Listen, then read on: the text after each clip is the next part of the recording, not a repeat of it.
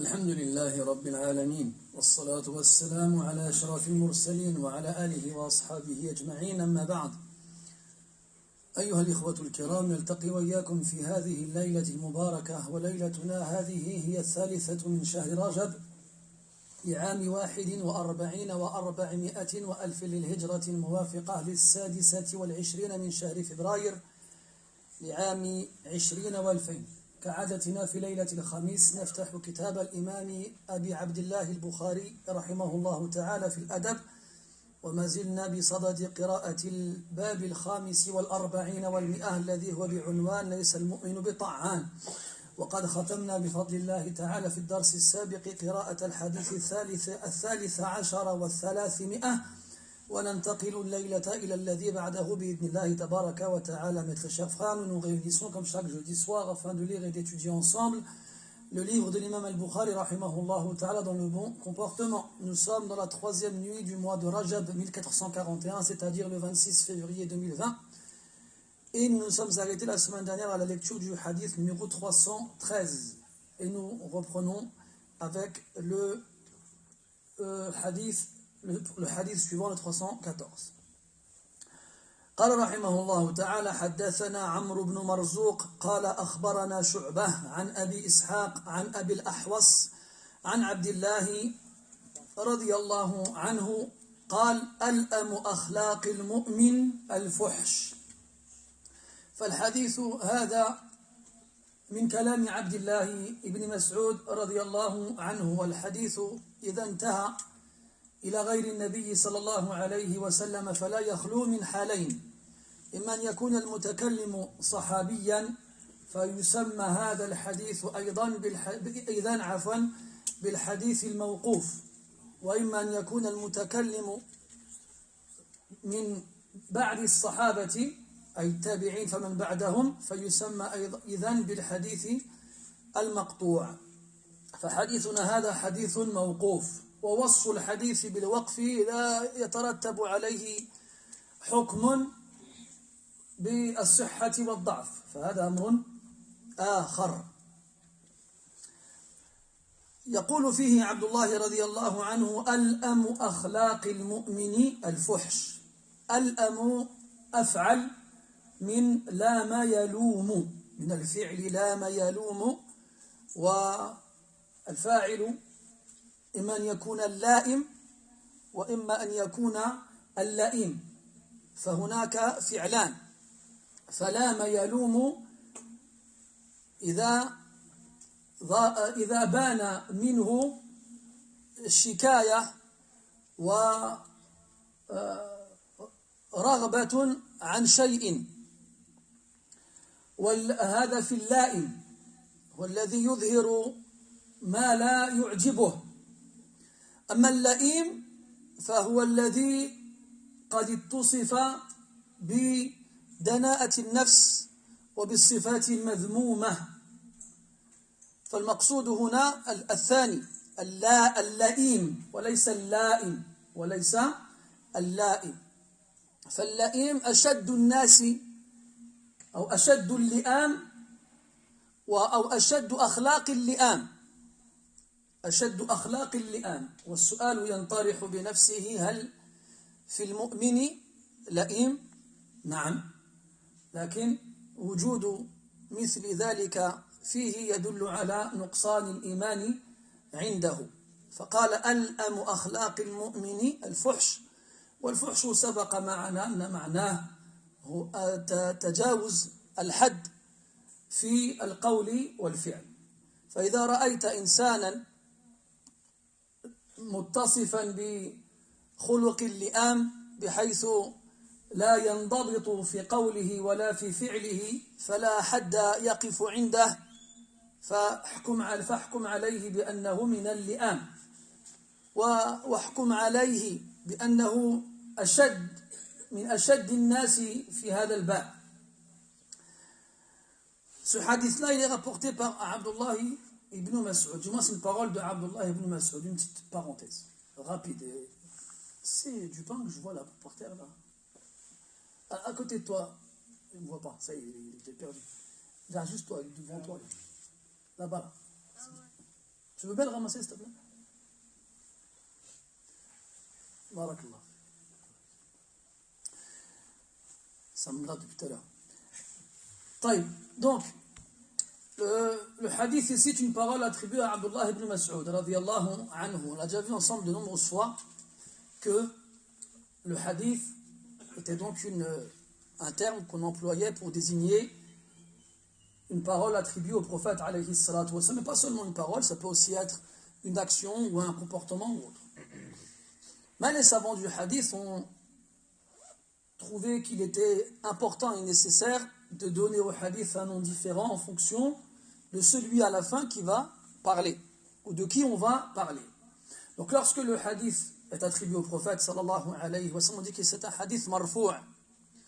Quand c'est un compagnon, on dit que c'est un hadith mawqouf.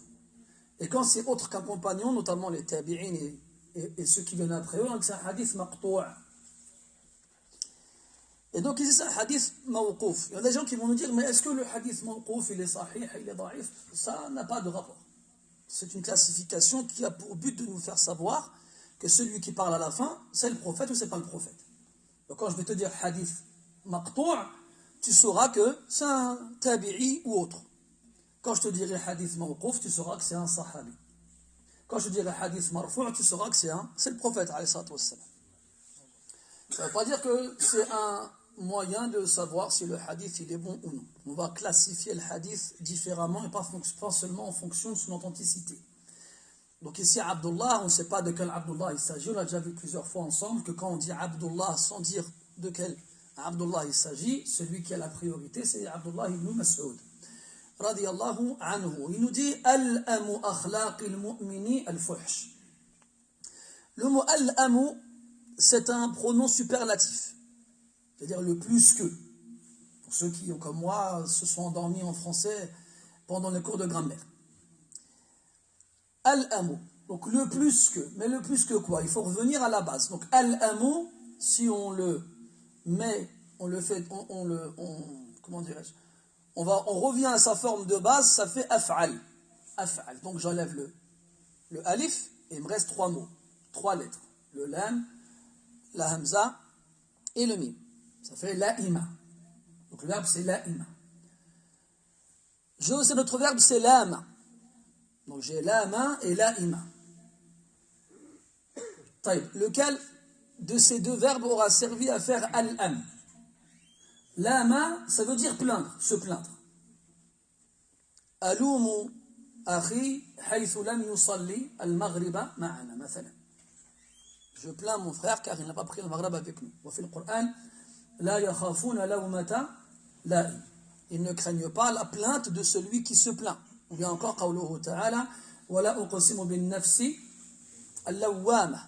Je jure sur l'âme qui se plaint beaucoup. Al-lawm. Donc ça voudrait dire ici le comportement qui est le plus plaintif. On ne peut pas caractériser un comportement comme étant plaintif, comme se plaignant. Donc ce n'est pas ça, c'est le deuxième, c'est la'ima. La'ima qui veut dire être vil. Min al-lu'm. Min al-lu'm. Al-lu'm c'est la vilainie. Dana'atun nafs. C'est-à-dire c'est l'âme la plus vile, la plus basse. Quand on a une âme noble, on dit qu'elle est élevée. Quand on a une âme vile, on dit qu'elle est basse. Donc al-la'im, chez les Arabes, c'est le contraire de al-karim. Al-sharif. Al-karim, c'est le noble. Celui qui est élevé de par son comportement et son attitude. Wal-la'im, c'est le vil. Celui qui est rabaissé de par son comportement et son attitude. Donc, al-amu akhlaqi al-mu'min al-fuhsh. Ça veut dire que le comportement le plus vil chez le croyant, et donc al-li'am, c'est le pluriel de la'im, le vil, c'est celui donc dont le nafs n'a pas de qima. Celui dont l'âme n'a pas de valeur, elle ne vaut rien. Pourquoi est-ce qu'elle ne vaut rien? Parce que il a fait toutes les actions qui ont enlevé à son âme sa valeur l'une après l'autre. Donc comment est-ce qu'on obtient de la valeur? En faisant les meilleures actions. Et comment est-ce qu'on perd de la valeur? En faisant les pires actions. حتى يجري على ألسنة الناس قولهم سقط في عيني. Ils ont une expression, les Arabes, quand ils, comment on dit en français, ils sont déçus, la déception de quelqu'un, ils disent saqata fi aynay. Il est tombé dans mes yeux. C'est-à-dire, il était élevé, j'avais de l'estime pour lui. Puis je l'ai vu faire une chose, ou je l'ai entendu faire une chose qui l'a fait tomber. Donc il s'est retrouvé d'en haut à en bas. Il s'est retrouvé en bas. Donc c'est une figure de style, c'est un sens figuré, mais c'est ce qui est voulu. Maintenant, quelqu'un, tu le vois, tu as de l'estime pour lui, tu penses du bien de lui, et un jour, tu le vois en train de boire une canette de bière. Oh, le choc, il est dur. La déception va être énorme. Et là, à ce moment-là, il va tomber bien bas. Il va tomber bien bas. Les gens ne vont plus le considérer, ne vont plus le respecter, ne vont plus l'élever sur ce piédestal. Eh bien, Al-La'im, c'est celui qui est en bas. Celui qui est en bas, pourquoi? Parce qu'il a fait toutes ces actions-là qui l'ont fait tomber dans les yeux des gens. Et avant de tomber dans les yeux des gens, il est tombé dans ceux d'Allah subhanahu wa ta'ala. Parce que là, ils vont te dire, moi je m'en fiche de ce que les gens y pensent de moi.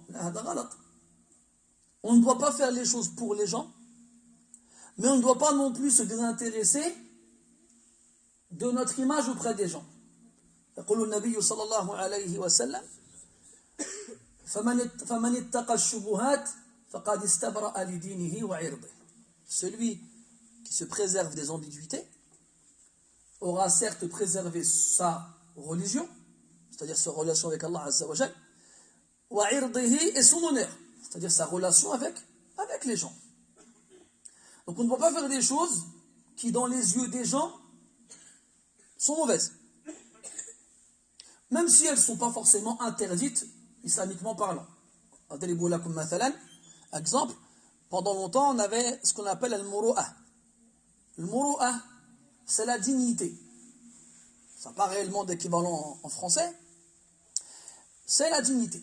C'est-à-dire, c'est des choses qui ne se font pas. Des choses que les gens ne font pas en public, même si elles ne sont pas interdites.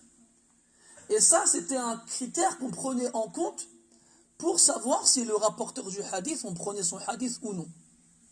Les savants, ils disaient, si quelqu'un il ne s'abstient pas de faire des choses qui ne se font pas en public chez les gens, il ne s'abstiendra pas de faire des choses qu'Allah Ta'ala ne veut pas quand il est tout seul. Mathalan, c'était mal vu auparavant de manger dehors. Après, le muru'a, il faut savoir, le muru'a, c'est des choses, la dignité, c'est des choses qui ne sont pas déterminées par les textes et qui ne sont pas les mêmes partout.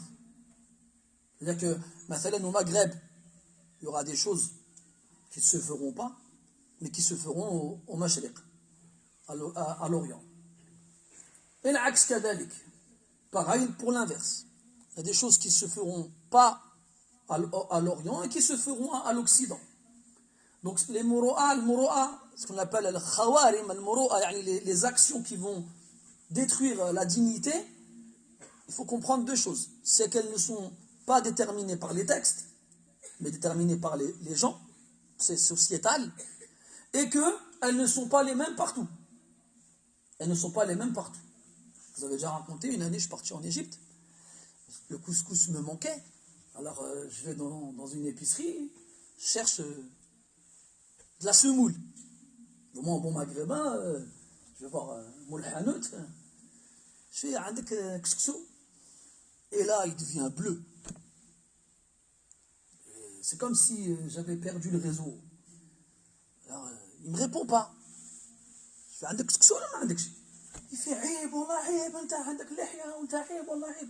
Puis il part, il me laisse tout seul comme ça. Ça se fait pas, t'as pas honte, t'as une barbe, tu me parles comme ça, puis il parle. Mais non, ce qui lui arrive. Et puis il part. Moi, sur le coup, j'ai pas compris, donc finalement, je pars. Je tombe sur un ami. Je lui raconte ce qui s'est passé. Il m'a dit non, faut pas dire ce mot-là ici. Ce mot-là ici, ça veut dire un gros mot. C'est un mot qu'ils emploient pour un gros mot. Donc lui, il me voit avec une barbe. Pour eux, les mots comme ça, c'est pas les barbus qui disent des gros mots. comme ça. Donc peut-être pour lui, je passais pour le pire des barbus qu'il ait eu l'occasion de voir dans sa vie. C'est peut-être pas faux, hein, mais dans tous les cas, voilà, il faut faire attention quand tu vas dans un pays qui n'est pas le tien, fais attention avant de vouloir dire une chose ou de vouloir faire une chose. C'est comme pareil, j'étais aux Émirats, dans une sorte de petite cabane où on attendait un taxi, et il y avait des gens qui étaient assis, des personnes âgées, ils étaient assis ensemble en train de manger des fruits. Moi j'étais assis à côté d'eux, j'étais sur une chaise et j'avais croisé mes jambes, et une de mes jambes, le plat de mon pied, il donnait vers l'un d'entre eux, il me regardait de travers comme ça. Et moi j'ai croisé son regard une fois, je vois il me regarde de travers, je suis bon. Je regarde à droite, je retourne le voir à un autre moment, pareil, regard. Alors, troisième fois, j'évite son regard, je me dis, non, c'est pas possible. Je lui recroise son regard une troisième fois, et là, elle me fait, ma tastahi, t'as pas honte? Bon, là, j'ai fait peut-être un trou dans mon pantalon, et je regarde mon pantalon comme ça, mais ma tastahi. m'a dit, عيب تضرب برجلك في وجهي. Ça se fait pas de mettre ton pied face à mon visage. Ah, pardon. Alors j'ai mis mes pieds normalement. Shahid, c'est des exemples. Ça veut dire que c'est pas grave. Moi, ici, quelqu'un va le faire, ça va gêner personne. Et bien là-bas, ça se fait pas. Ça ne se fait pas. Anecdote, je me faisais ma prière chez les Pakistanais, pareil, les pieds vers la Qibla, interdit. C'est pas pareil. Vers la Qibla, vers la Qibla, c'est autre chose. Vers la Qibla, c'est ta'zim. Ça, c'est quelque chose qu'on trouve chez les fuqaha. On trouve chez certains fuqaha, dans certains ouvrages, qu'il est détestable de tendre les pieds vers la Qibla. Comme il est détestable de lui tourner le dos. Ça, c'est des choses qu'on trouve dans certains livres, comme Al-Adab al-Shar'iyya d'Ibn Muflih al-Hanbali, rahmatullah alayh. Il faut savoir que les anciens, les plus prédécesseurs, les trois premières générations, ils avaient une vénération envers les symboles de l'islam que nous, à défaut de ne pas l'avoir, on ne les comprend même pas. Et dans ces pays-là, comme ils sont très attachés à leurs écoles juridiques, c'est resté avec le temps. On s'est détaché de nos écoles juridiques, donc c'est parti. Et après, en plus de ça, on a eu le droit à une génération qui vient nous dire il n'y a pas de dalil, il n'y a pas de dalil, il n'y a pas de dalil. Donc résultat, tout ça, c'est parti à la poubelle. Mais c'est faux. Chez les salafs, ça existe. Chez les anciens, ça existe. Tu ne pouvais pas t'asseoir dans une mosquée, le dos contre le mur comme ça, et la qibla, elle est dans ton dos. C'est-à-dire, le seul à qui on tolérait cela, c'est celui qui s'adressait aux gens. Que ce soit lors d'un cours comme c'est le cas actuellement, ou pendant le Jumu'ah. Mais en dehors de ça, tu ne t'assois pas le dos à la qibla. Tu aurais fait ça devant l'imam Ahmed et tu aurais crié dessus. Tu lui aurais dit, il n'y a pas de dalil. Tu aurais giflé. Pareil pour les pieds. Pareil, c'est des choses qui ne se faisaient pas. Pareil pour poser, je ne veux même pas vous dire poser le mushaf par terre, non, poser un livre par terre, ça ne se faisait pas. Un livre. Tu ne poses pas un livre par terre. Une fois, Ishaq ibn Rahway, il est rentré chez l'imam Ahmed avec des parchemins dans lesquels il y avait des paroles de salaf qui étaient écrites. Il était fatigué, il venait de faire un long voyage, il est rentré, tout ce qu'il voulait faire, c'était s'allonger. Alors, il a jeté les parchemins qu'il avait sur un matelas où il dormait. Et l'imam Ahmed, il s'est énervé, il a dit « Ah, hakada yuf'alu bi kalamil abrar » C'est comme ça qu'on agit avec la parole des vertueux. Ça, c'est la parole des hommes. Qu'est-ce qu'on dit de la parole du Seigneur des hommes? Il y a beaucoup de choses. Pareil, un autre exemple, à peu près dans le même style, quand tu as des masahif et que tu mets ton pied en direction du mushaf, ça ne se fait pas. Tout ça, ça rentre dans la vénération des symboles d'Allah subhanahu wa ta'ala. Un autre exemple, chez les salafs, tu disais pas une petite mosquée, tu dis pas. Tu dis pas un petit mushaf.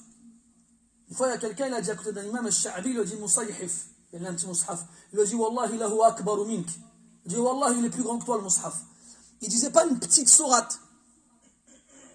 Il disait une sourate courte. Et c'est parce que ces gens-là, ils ont vénéré les symboles d'Allah qu'Allah les a élevés. Pour nous, c'est pas grave, il n'y a pas de dalil, de toute façon, ma'alish. Eh ben voilà, regardez, voilà. Vous avez moi et vous avez vous. Et on n'aura que ce qu'on mérite. On n'aura que ce qu'on mérite. On n'aura que ce qu'on mérite. C'est une réalité absolue. Wallah, mes frères. هذه نصيحة تنبع من قلب مشفق إلى قلوب نتمنى فيها الخير كله. Wallah, ce que je vais vous dire, c'est un conseil d'un cœur qui veut pour vous le bien et qui s'adresse à des cœurs dans lesquels je pense qu'il n'y a que du bien. Lisez les histoires des anciens. وقارنوا. Et comparez. Et pleurez. Et pleurez. Quand vous verrez dans quoi on est et dans quoi ils étaient. Wallah, il n'y a pas de comparaison possible. Comment c'est possible après avoir lu ces choses-là de se regarder dans le miroir et dire toi, tabarakallah alik. Non, c'est pas possible. C'est pas possible. Tu peux qu'avoir du mépris envers ta personne quand tu lis des choses comme ça, wallah. Tu peux même pas espérer une seconde te dire franchement,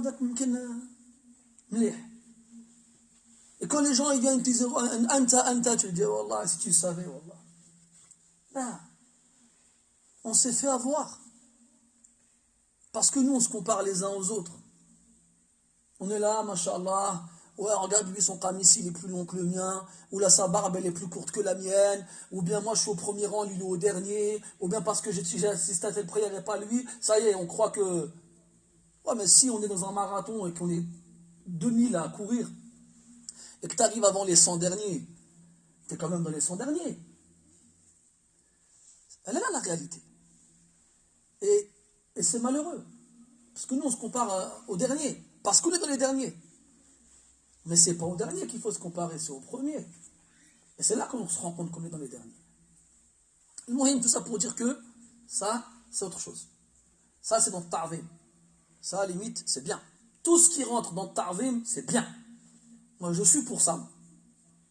Tout ce qui rentre dans le ta'zim, c'est bien. Il faut le faire revivre. Et ceux qui viendront vous dire, non, mais il n'y a pas de dalil, ils ont rien compris au dalil. Je le dis et je le répète. Ils n'ont rien compris au principe du dalil. Parce que les salafs, les 3 premières générations des musulmans, ils ont développé justement le concept du dalil. Beaucoup plus largement que nous, on a pu croire.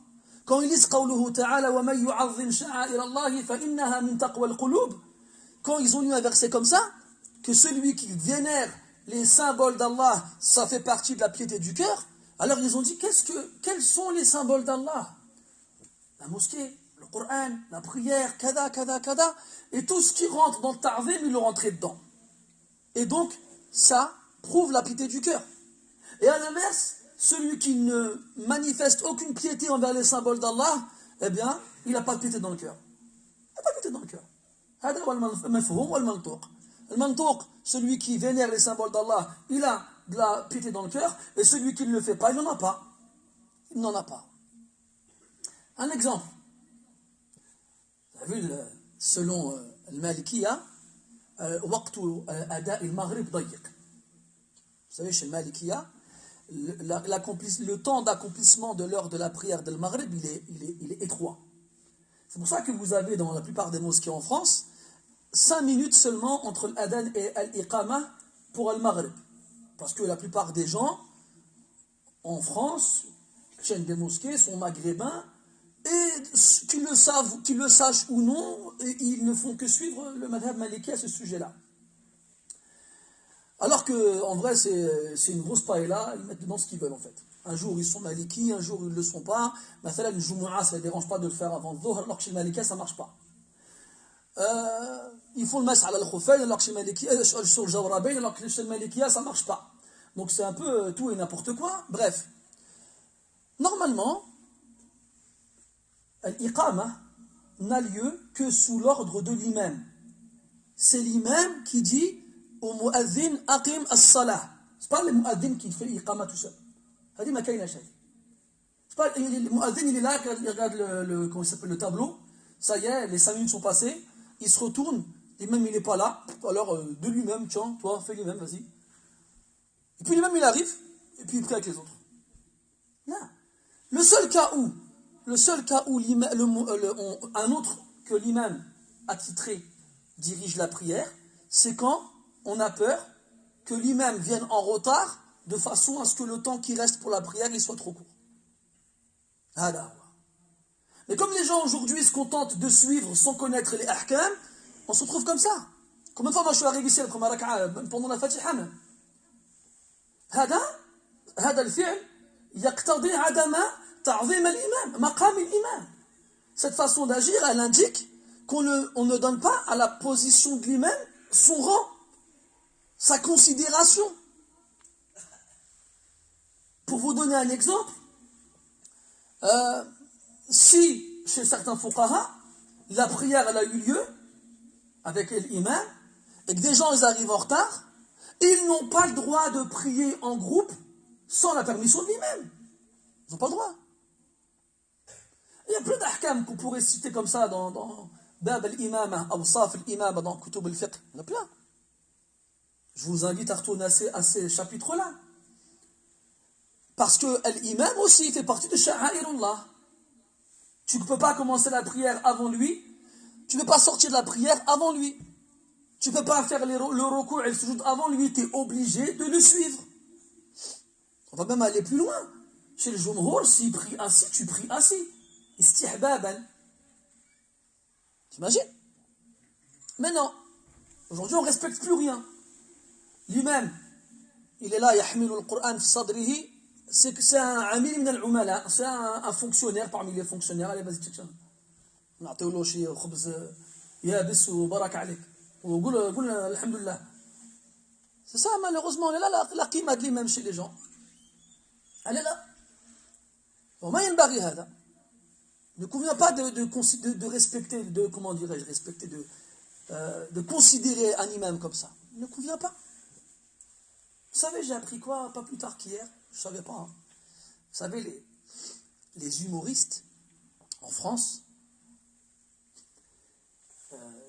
quand ils commencent à se produire, ils se produisent dans des petits cafés, des cafés-bars. Et en fait, ils ne sont pas à l'affiche. Vous allez dire, qu'est-ce qu'il va raconter encore celui-là? Attends. Ils ne sont pas à l'affiche. Donc, tu vas dans un café, tu vas prendre un café avec un ami à toi. Et hop, il y a un gars, il sort de nulle part, il monte sur une scène, il fait un sketch. C'était pas prévu. Tu n'as pas payé pour que lui vienne, pour que tu l'écoutes. Donc, il fait son sketch. C'est en gros un moyen de faire de la pub. Quand il finit, eh bien, il attend devant la porte avec une sorte de panier. Et les gens, ils donnent à leur bon cœur. On vous a rien demandé. Ça vous a plu, vous avez rigolé. Je ne connaissais pas ce principe. Parce qu'en France, vous avez remarqué que, c'est pas qu'en France, ça c'est dans tous les pays, comme ils appellent eux-mêmes développés, que ce soit en Europe ou en Amérique, on valorise les artistes. On les valorise. Vous connaissez la Joconde de Léonard de Vinci, Mona Lisa. Il y a quelqu'un, il a reproduit la Joconde avec des Rubik's Cube. C'est quoi Rubik's Cube? C'est le cube avec des couleurs différentes que tu dois tourner dans tous les sens pour obtenir chaque face de la même couleur. Bon, encore c'est une minute. Je vous le ferai un séjour. Il a fait Mona Lisa avec des Rubik's Cube et ils l'ont vendu aux enchères. À ton avis, combien ça coûtait, Walid? Dis un prix. Non, c'est trop. 465 000 euros. Des Rubik's Cube. Parce que les gens, ils donnent de la valeur à l'art. Un rigolo, il vient, il monte sur une scène, il raconte des blagues. En plus, les humoristes d'aujourd'hui, c'est pas poussé comme à une certaine époque. Il va regarder dans le public, il va dire toi, t'as pas de cheveux, puis il va le vanner. Toi, t'as un truc noir, il va le vanner. Toi, t'as une coupe, elle est bizarre. Et puis, il vanne les gens. C'est ça, les humoristes d'aujourd'hui. Alors, toi, tu viens, tu te fais tailler, puis tu pars et t'es content. Et lui, il gagne 1500 euros la soirée. Et là, la triste réalité, elle est là. Comment les gens considèrent ceux qu'ils ont devant eux? Comment ils les considèrent? Ah, tu vas nous faire rire? On va te payer. Ah, tu vas nous faire rêver avec des Rubik's Cube? On va te payer. Ah, tu vas nous chanter une chanson avec une belle voix? Même t'as une voix claquée, hein, parce qu'on a vu des chanteurs, ils ont des voix claquées. On va te payer quand même. Voilà. Pourquoi je me suis mis à raconter ça? On a dit al-amu akhlaq al-mu'mini al-fuhsh. Donc on a dit al-li'am, ce sont ceux qui qui ont fait toutes les actions, qui font les actions qui les font tomber dans le regard des gens. Ce sont les gens qui ne valent rien chez les gens. Parce qu'ils font tout ce qui dévalorise chez les gens. Al-lu'm, al-la'im. Et donc, il dit al-amu akhlaq. Le plus vil des caractéristiques, la plus vile des caractéristiques, la plus vile des attitudes, le plus vil des comportements.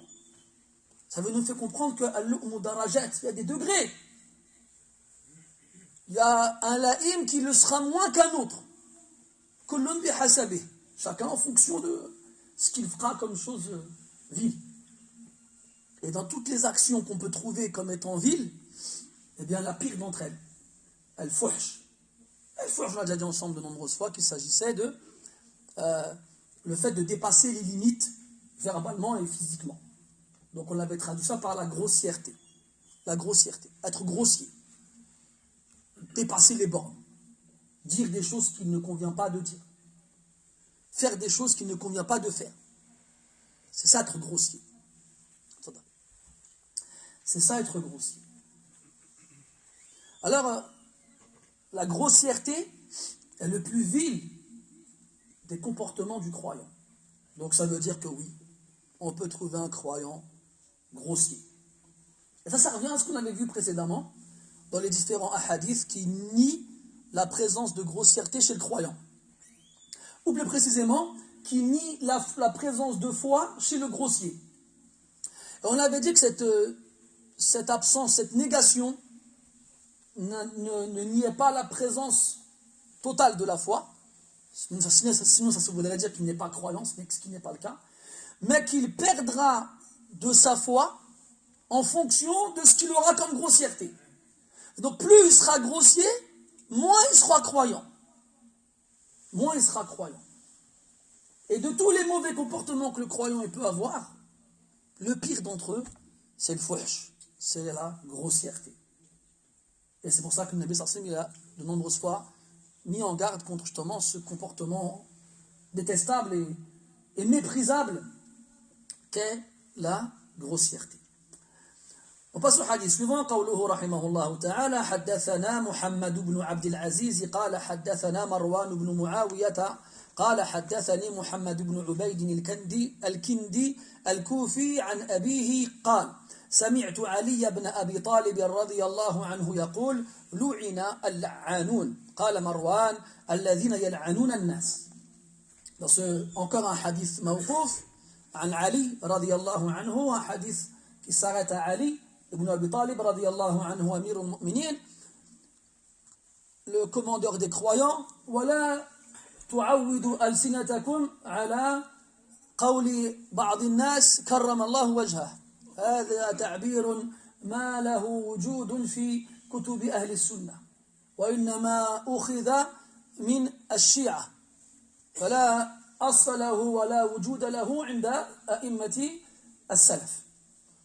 Ali radiyallahu anhu, un des premiers à avoir embrassé l'islam, le premier enfant à avoir embrassé l'islam, un des promis au paradis, le gendre du prophète sallallahu alayhi wa sallam et son cousin, l'époux de sa fille, le père de ses petits-fils, le quatrième calife bien guidé. On pourrait passer notre nuit à évoquer ses mérites et on n'aurait pas fini. Radiyallahu anhu arda. Mais il n'a pas droit à une expression qui lui est propre par rapport aux autres compagnons radiyallahu anhu. On entend très souvent les gens dire déjà l'imam Ali. Pourquoi l'imam Ali? Pourquoi pas l'imam Abu Bakr? Pourquoi pas l'imam Omar? Pourquoi pas l'imam Uthman? كلهم أئمة, كلهم. Ce sont tous des imams. في الهدى والتقى والصلاح والعلم والزهد رضي الله عنهم أجمعين. Mais pourquoi on dit que l'imam Ali? Pareil, pourquoi on dit karram Allah wajhah? Yani qu'Allah fasse honneur à son visage. Qu'Allah fasse honneur au visage de Ali, et au visage de Abu Bakr, et au visage de Omar, et au visage de Uthman, et au visage de Hafsa, et de Aïcha, de tous les compagnons radiyallahu anhum. Pourquoi seulement Ali? Cette spécificité que l'on ne donne qu'à Ali, elle ne vient pas des trois premières générations de notre communauté. Ni Abu Hanifa, ni Malik, ni Shafi'i, ni Ahmed, ils ont employé des expressions de ce genre-là. Personne. D'où ça vient? Ça vient de Shia. Ça vient de Shia, et nous, on n'a pas besoin de prendre leur formule. On n'a pas besoin d'eux, on s'en passe très bien. Et c'est pas, surtout pas chez eux qu'on va prendre des trucs. Surtout pas. Donc, ces expressions, je sais, elles sont très présentes, elles sont très régulières sur la langue, notamment des Maghrébins. C'est des choses qu'on entend beaucoup. Au Maghreb, tu vois au bled, les imams dans les mosquées, Qala Ali, Al-Imam Ali karramallahu wajhah. Cette expression-là, elle vient des Chiites. Tenez-le vous pour dit. Donc, arrêtez de le dire. Après, n'allez pas dire, ils n'aiment pas Ali comme ils aiment bien dire les Chiites, ils aiment bien dire ça. Ils n'aiment pas Ali, mais ça va pas ou quoi? Comment ne pas aimer Ali? Comment trouver quelque chose chez Ali qui ferait qu'on ne l'aime pas? C'est impossible. C'est impossible. Wallah, quand tu t'arrêtes sur cet homme-là, tu peux que garder les yeux écarquillés, tu peux même plus cligner des yeux tellement cet homme est exceptionnel, radiyallahu anhu. Mais, la narfa'uhu fawqa manzilatihi. On ne va pas le mettre à un stade au-dessus du sien. Al-Rasul, il a dit de Ali, Ala tarda an takuna li bimanzilati Haroun li Moussa.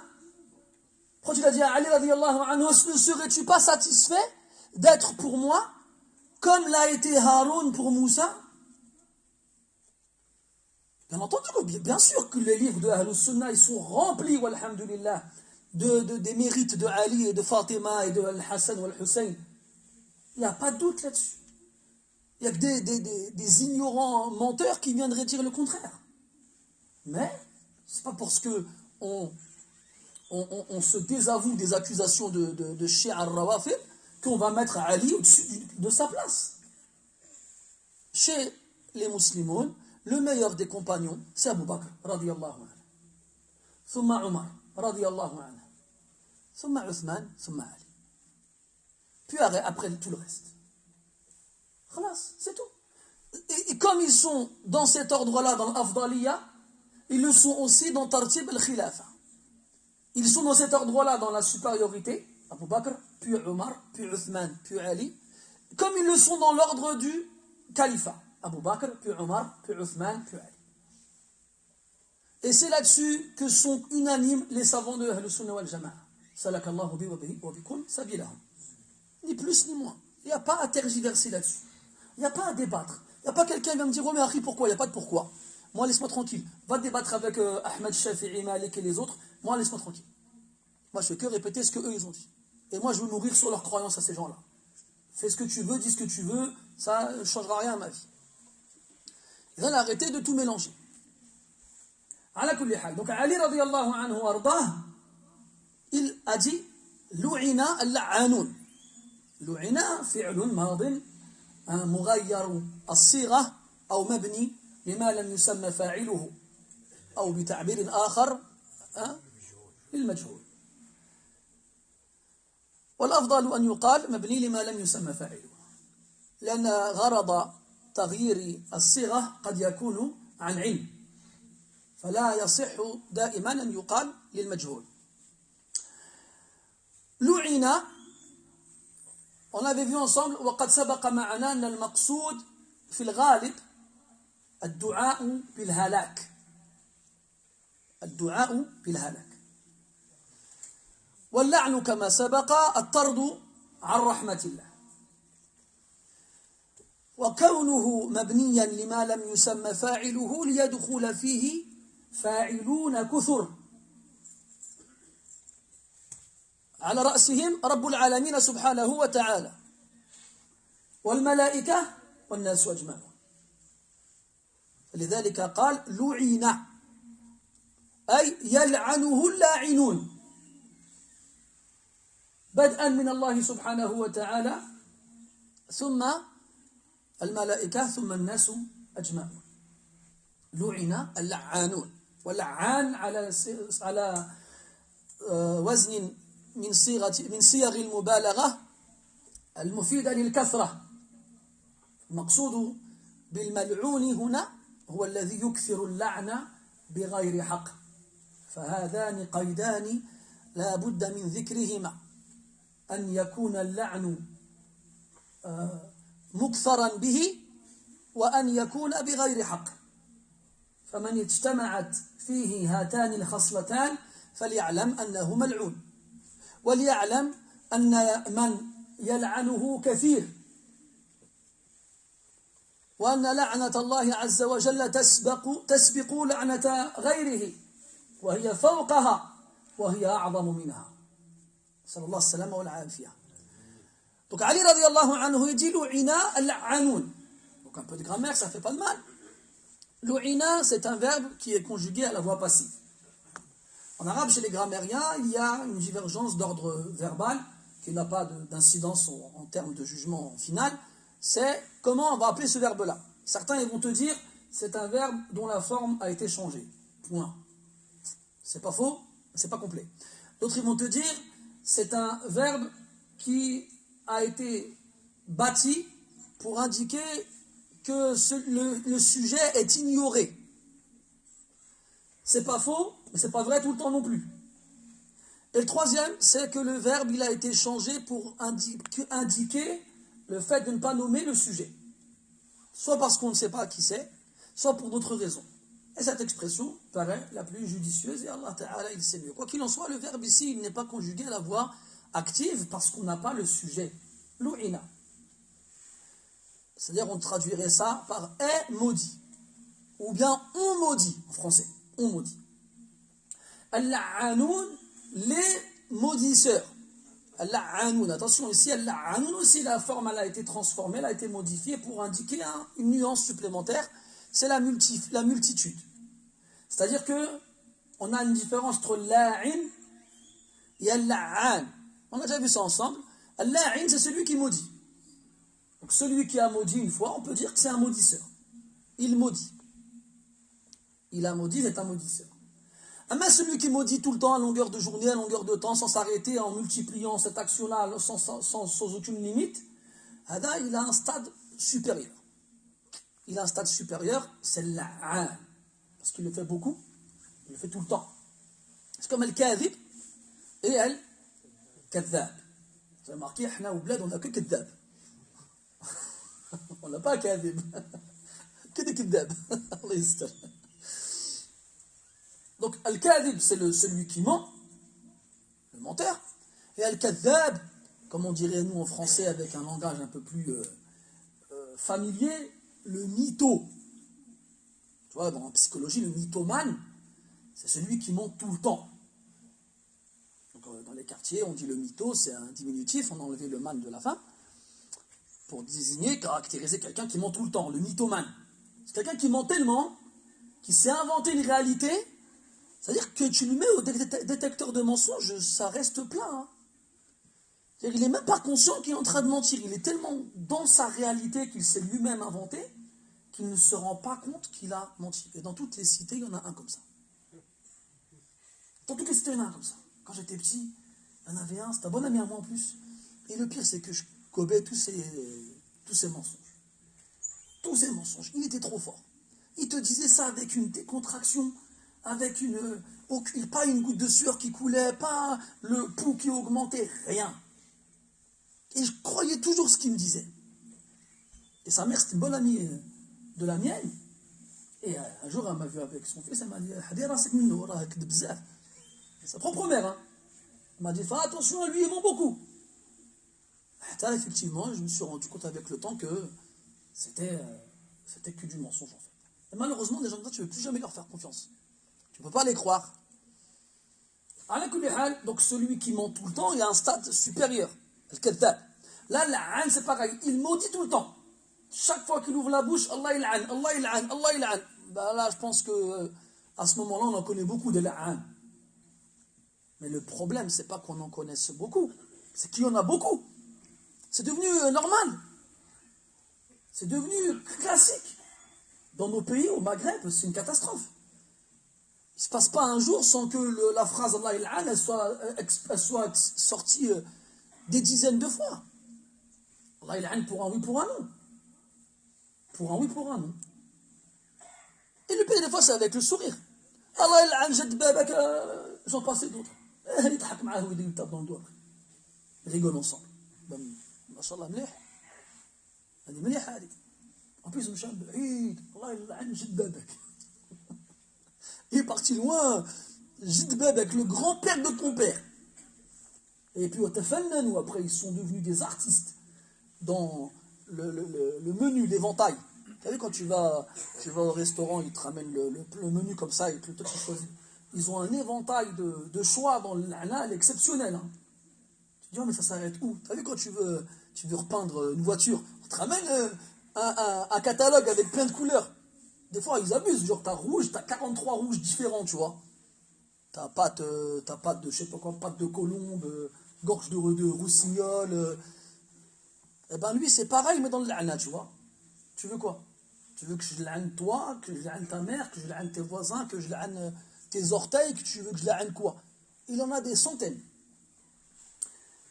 Et il passe son temps à faire ça. Eh bien, les la'anoun, qu'est-ce qui leur arrive? Yul'anoun. Lu'ina. Ils sont maudits. Donc on a dit tout à l'heure que le verbe il est conjugué à la voix passive pour ne pas nommer le sujet.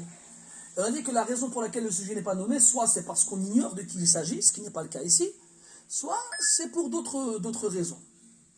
Qui va maudire les maudisseurs en puissance? Eh bien à la base c'est Allah subhanahu wa ta'ala. On a vu ensemble dans un autre hadith que quand quelqu'un se fait maudire par les gens, eh bien la malédiction d'Allah ta'ala elle précède la leur. Et la malédiction d'Allah ta'ala elle est au-dessus de la leur. Et pour finir, la malédiction d'Allah ta'ala elle est pire que la leur. Enfin du moins elle est plus grave que la leur. Et qui d'autre qu'Allah ta'ala les maudisse? Les anges. Puis les gens.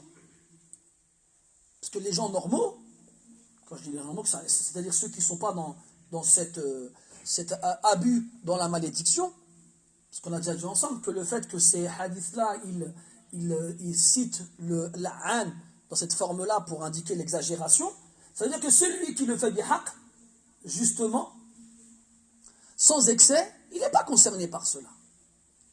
Comment est-ce qu'on peut maudire bihaq? On maudit ceux qu'Allah et son prophète, ils ont maudit. Alayhi salatu wassalam.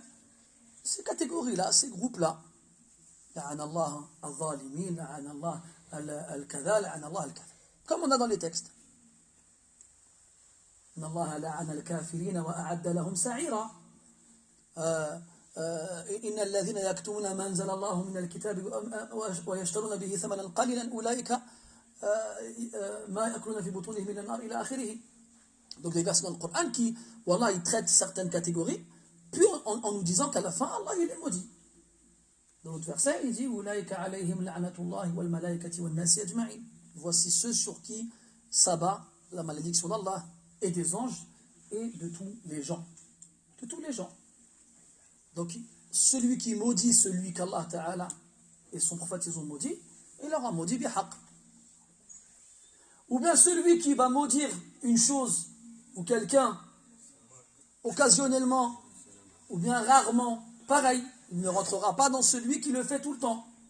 Donc là, on s'adresse à celui qui a deux choses qui se réunissent en lui. Celui qui exagère, qui maudit à tout va, pour un oui, pour un non, tout ce qui bouge, tout ce qui existe, tout ce qui traîne autour de lui. Et la deuxième chose, sans raison valable. Injustement.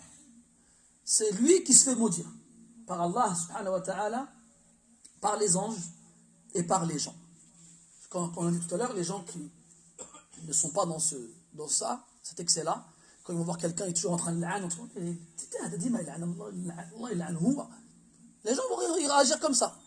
Quand ils vont voir quelqu'un qui est toujours en train de l'âne, pour un oui, pour un non, tu vas te dire, attends, moi je suis avec lui, il l'âne tout le monde. Qu'est-ce qui me garantit que quand je ne suis pas avec lui, il ne me l'âne pas moi aussi? Il l'âne tout le monde. قولوا لي الله يرضى عليكم هذوك الناس اللي راهم يلعنوا ولادهم أليس من باب أولى أن يلعنوا غيرهم؟ Dites-moi, ceux qui passent leur temps à maudire leurs propres enfants. والأولاد فلذة الأكباد وقرة الأعين. Quand même les enfants, c'est ce qu'il y a de plus cher. Comment on dit en français, c'est la prunelle des yeux. C'est ce qui vaut le plus pour toi, ton enfant. Tu le maudis. Qu'est-ce qui va t'empêcher de maudire autre chose à ce moment-là? De maudire autrui. Éteignez-moi ça, s'il vous plaît, barakallahu fikum. Bismillah. Pour revenir au ta'adim de tout à l'heure, vous savez, tout à l'heure on n'a pas de ta'adim. Ne mettez pas l'adhan dans vos téléphones. Ne le mettez pas. Ne mettez pas l'adhan comme sonnerie, ne mettez pas le Coran comme sonnerie. Celui qui fait ça, il n'a pas respecté l'adhan, il n'a pas respecté le Coran.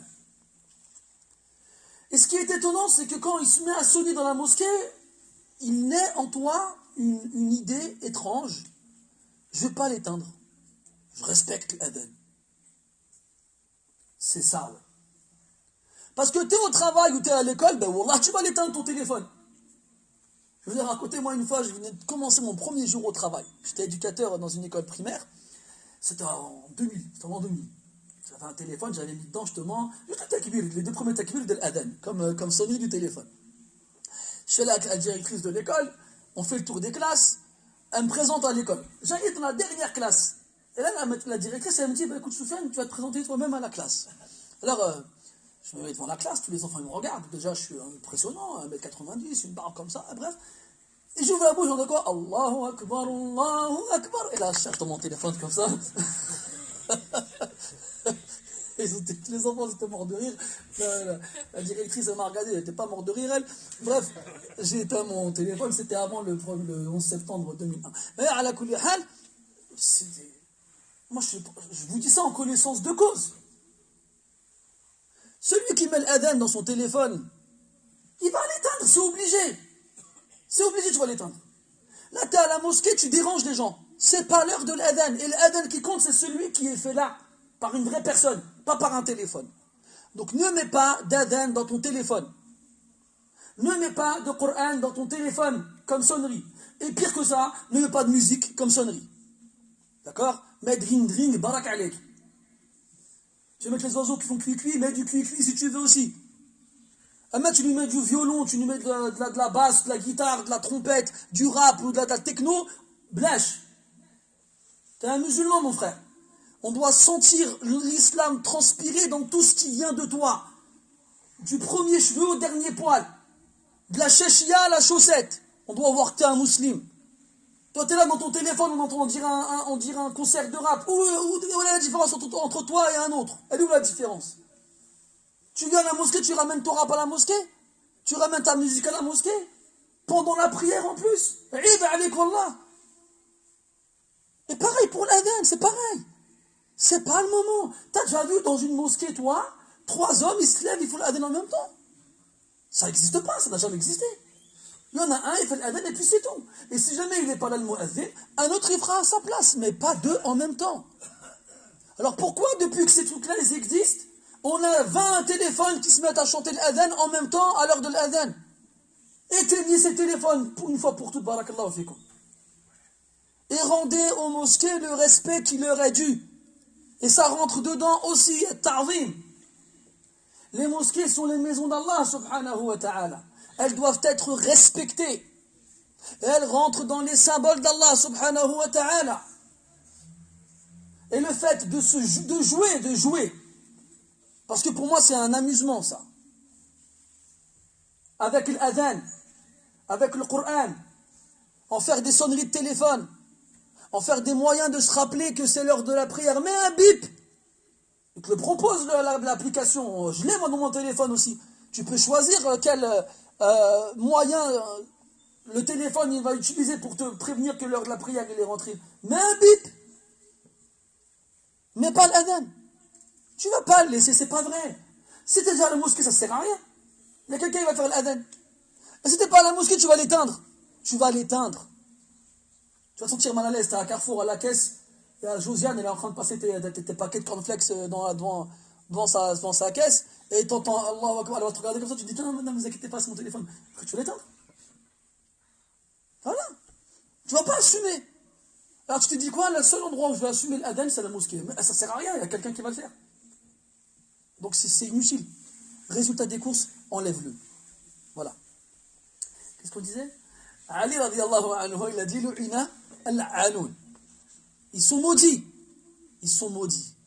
Donc celui qui passe son temps à maudire tout le monde, celui qui n'a pas de retenue jusqu'à maudire ses propres enfants, Allez, ceux qui doivent être les gens qu'il doit aimer le plus par-dessus tout, par-dessus tout. Devant tout le monde, il est maudit. C'est sûr. Il va maudire les autres. C'est sûr. Il n'y a aucune retenue, aucune garantie qu'il ne te maudisse pas. Aucune. Comment est-ce qu'on peut aimer rester avec quelqu'un pareil? Il ne faut pas. Comment est-ce qu'on peut côtoyer une personne pareille? Comment je peux me dire, attends, quand je suis avec lui, il maudit tout le monde. Il passe son temps à tout ce qui bouge. Ses propres enfants, il dit Allah. Et par ses enfants, il dit Allah. Qu'est-ce qui me garantit, moi, quand je pars, il me dit, allez, ça va comme Allah. C'est sûr. C'est sûr, il me maudit, moi aussi. Donc, normalement, les gens comme ça, normalement, ils devraient rester tout seuls. Personne ne devrait rester avec eux. Personne n'aimerait rester avec eux. Mais non. Moi je l'aime bien, il est marrant. On rigole bien avec lui. Ah bon. Donc lui, il a tout le monde et ça te fait rire. Allez, هذا الحد وصلنا. C'est à ce stade-là qu'on est arrivé, franchement. أين الأمر بالمعروف والنهي عن المنكر لا ناهي ولا منتهي. Où il est l'ordre du convenable et l'interdiction du blâmable? Ni on interdit, ni on arrête.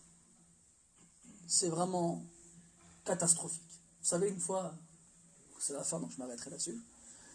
Une fois, après un cours ici, il y a un frère, il vient me voir, il me dit, ouais, Akhi, je trouve quand même que tu es assez pessimiste. En t'entendant parler, les gens ils sont fichus. Tu devrais plus leur dire des choses attrayantes, encourageantes. J'ai souri un peu comme ça. Je lui ai dit, est-ce que tu as lu, toi, les paroles des Sahaba, radiyallahu anhum, et des tabi'in, et des tabi'in, et tout ça? Jette un coup d'œil, tu verras comment il leur parlait. Ça, c'est à une époque où, quand même, il y avait encore des salihin, il y avait encore des tayyibin, il y avait encore des choses exceptionnelles, il y avait des gens qui lisaient le Coran entièrement, tous les jours, des gens qui tenaient en sadaqa des maisons, des jardins, des animaux. Et il leur disait, vous êtes fichus. C'est ce qu'on doit dire nous aujourd'hui. Tu veux quoi? Tu veux qu'on rassure les gens dans ce qu'ils sont? Là, je ne suis pas d'accord. Ali radiallahu anhu, vous voulez parler d'Ali. Ali radiallahu anhu, il disait, الناس ثلاثة أقسام. عالم رباني. Un savant, Rabbani, donc Rabbani, ça a plusieurs explications chez les salafs. Celui qui commence avec la science en petit niveau, puis il arrive à la science au grand niveau, ou bien celui qui apprend, qui applique, qui enseigne, ainsi de suite. Bref, Alam Rabbani, selon les différentes explications. Premier cas. Deuxième cas, Muta'allimun ala sabilin najah. Un étudiant sur le chemin, sur la voie de la préservation, du sauvetage. En gros, c'est en apprenant qu'on suit le chemin du sauvetage, qu'on va être sauvé. Alimun Rabbani, Muta'allimun ala sabilin najah. Puis il dit quoi à la fin? Hamajur ru'a' atba'u kulli na'iq. أتباع كل ناعق. والكلام له بقية لكن لعلي أكتمه عليكم حتى لا أرهبكم. Puis dit, troisièmement, همج الرعاع. C'est quoi همج الرعاع? Des vauriens. Des vauriens. C'est pas moi. C'est Ali qui dit ça. Radiallahu anhu. Si vous voulez, dans Hilat al-Awliya de Abu Nu'aym, je vous invite à retourner au livre. همج الرعاع أتباع كل ناعق. أتباع كل ناعق. C'est-à-dire qu'ils suivent tous ceux qui crient, tous ceux qui hurlent. Ah, il y a quelqu'un qui hurle là-bas, on va le suivre. Ah, il y en a un autre qui hurle là-bas, on va le suivre. Tous les jours, ils changent de voix. Ils ne sont jamais sur une voix ferme. Parce qu'en fait, ils suivent celui qui crie le plus fort. أتباع كل ناعق. Pourquoi? Comme ils n'ont pas d'ilm, لا يميزون بين الحق والباطل. Ils ne sont pas capables de distinguer entre le bon et le faux. Alors chez eux, celui qui crie le plus fort, c'est celui qui a forcément raison. Alors ils le suivent. Mais comme des gens qui crient fort, on en a des bons, tout le temps, des gens qui crient encore plus fort que d'autres. Et ne croit pas que quand on parle de parler fort, c'est forcément quelqu'un qui crie et qu'on entend de loin. c'est quelqu'un dont la voix, elle va loin. Même s'il ne se sert pas seulement de sa voix, comme on a aujourd'hui des moyens qui nous permettent de se faire entendre même si on est loin. Tu es chez toi, tu mets ton téléphone, tu te mets sur Internet et on te voit très loin. Atba'u kulli na'iq. Atba'u kulli na'iq. Vous savez, avant que l'Antéchrist, Ad-Dajjal, y sorte, il y en aura 30 qui sortiront avant lui. Lui, ce sera le dernier. 30 avant lui. Et ne croyez pas que ces antéchristes-là, ces imposteurs, ils n'auront pas de public. Ils en auront du public. Et des imposteurs, on en voit beaucoup. Et on en voit encore. Et on n'a pas fini d'en voir. Fakun mutabassiran. Sois clairvoyant dans ta religion. Et sache que la lumière qui te permettra de te guider dans ces ténèbres, c'est celle de la science. Al-ilmu nour, wal-jahlu ghar. La science c'est une lumière et l'ignorance c'est une grotte ténébreuse dans laquelle on ne voit rien. إذا أخرج يده لم يكد يراها. Il sort sa main, il n'arrive pas à la voir. Il ne peut pas la voir.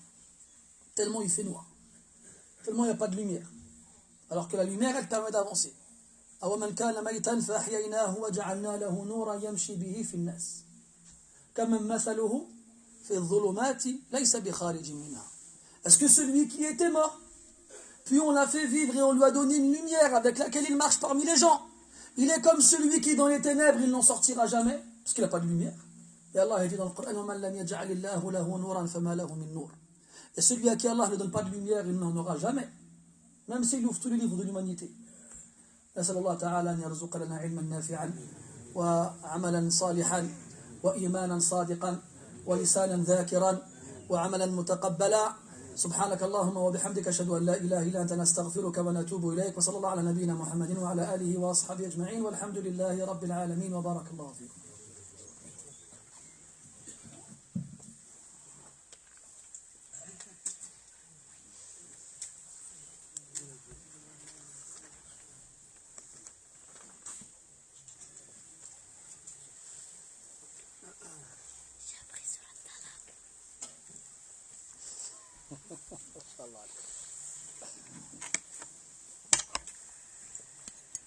الله أكبر الله